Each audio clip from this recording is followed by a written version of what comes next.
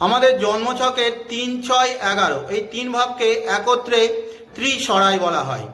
এরা আমাদের মধ্যে ডিজায়ার, ইচ্ছা, টান, আকর্ষণ, উচ্চাকাঙ্ক্ষা, লড়াই, সংঘর্ষ, কম্পিটিশান করার মানসিকতা, খিদে তৈরি করে।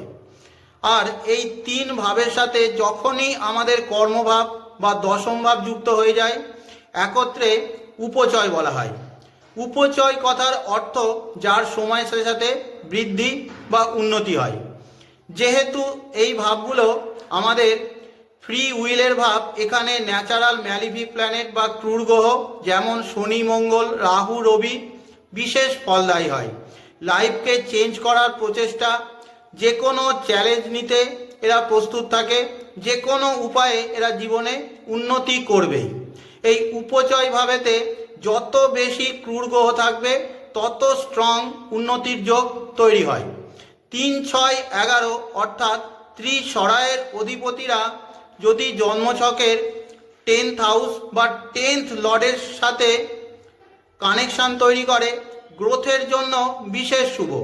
যত গরিব ঘরেই এরা জন্মগ্রহণ করুক না কেন, জীবনে এরা উন্নতি করবেই। নিজ পরিশ্রম, প্রচেষ্টা, কর্মের মাধ্যমে বড় জায়গায় পৌঁছাবে।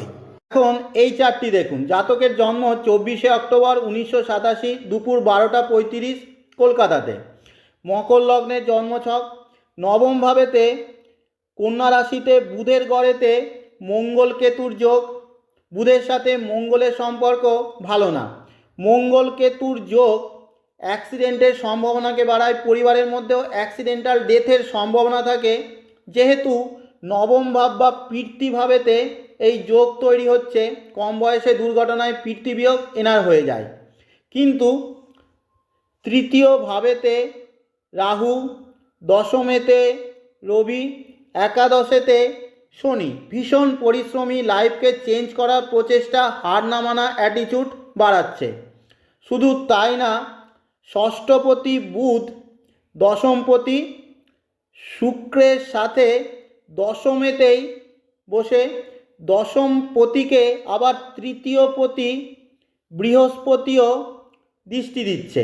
অর্থাৎ তৃতীয় ষষ্ঠের সাথে দশমের স্ট্রং কানেকশান, ফলে উপচয় অ্যাক্টিভেটেড। এই জাতকের প্রায় 28 বছর বয়সে ষষ্ঠপতি বুধের মহাদশা শুরু হয়ে যায়। প্রায় 29 বছর বয়সে দেশের সবথেকে মর্যাদাপূর্ণ কম্পিটিটিভ এক্সামের একটি আইএসে সফল হয়ে ডিস্ট্রিক্ট রেভিনিউ অফিসার হিসাবে কাজ করছেন।